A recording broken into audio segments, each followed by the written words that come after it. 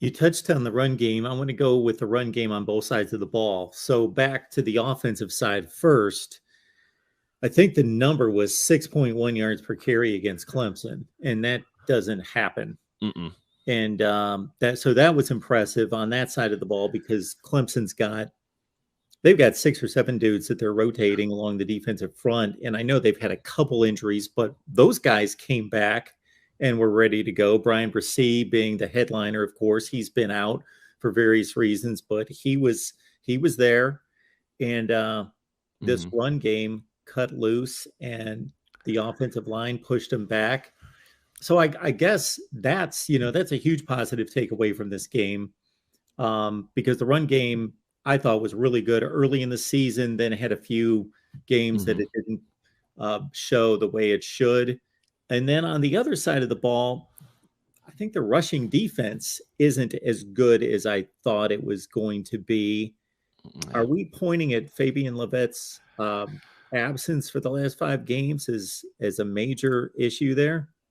I think it's shown us in these ranked games what a pivotal factor he is for Florida State and that defensive line. It's tough to watch Robert Cooper at times because he's always going to be double teamed. He's been that way since he arrived at Florida State, but that's what you're going to get out of Robert Cooper. And on the other side, someone's got to take advantage there, and it kind of hasn't seemed to be that way. We've seen flashes from Joshua Farmer, which I've been really excited about him. He's going to be big time factor for Florida State next year, but you see flashes there. Jarrett Jackson is really inconsistent, more inconsistent than ever right now, in my opinion. I was thinking very highly of him going into this season. I've been disappointed there.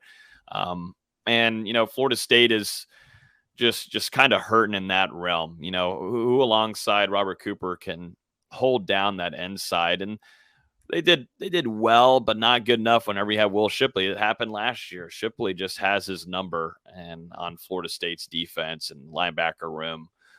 I just thought, Dabo Swinney just called a good game there against Florida State's defense. And, you're looking at you're looking at Kalen DeLoach, you're looking at Tatum Bethune to be some play well there and come in and stuff the run at most points, but they weren't in the right positions. And so it's nice to see now Fabien Lovett, we'll talk about in a minute with practices going on this week. Fabien Lovett and the Robert Cooper, it's a very nice tandem. I mean, we saw it against LSU. It was ruthless. And, I understand LSU, you're starting off a new offensive line, and it goes to show that absolutely they had a lot of hiccups the first couple of games of the season. But that's a special tandem. Both of them work off of each other very well. When you take one of them away, I think it hurts quite a bit. And we've seen that. And you've had to have some guys step up. And I think Farmer has primarily been that defensive lineman to do so. He's just young, not as much experience. Now he's getting a lot more important reps out there. And his play time is going up. But you still really would love to have Fabien in there. Definitely for a game against Will Shipley.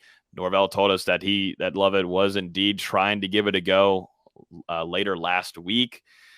Just wasn't fully 100%. They didn't want to risk anything, so he didn't end up playing, obviously. So it just stinks, man. Injuries for this team has really halted them in some regards. And like we talked about in these game recaps, just small little things, just irritating. You can't get away with the win and some of them, and where you had a chance in a few.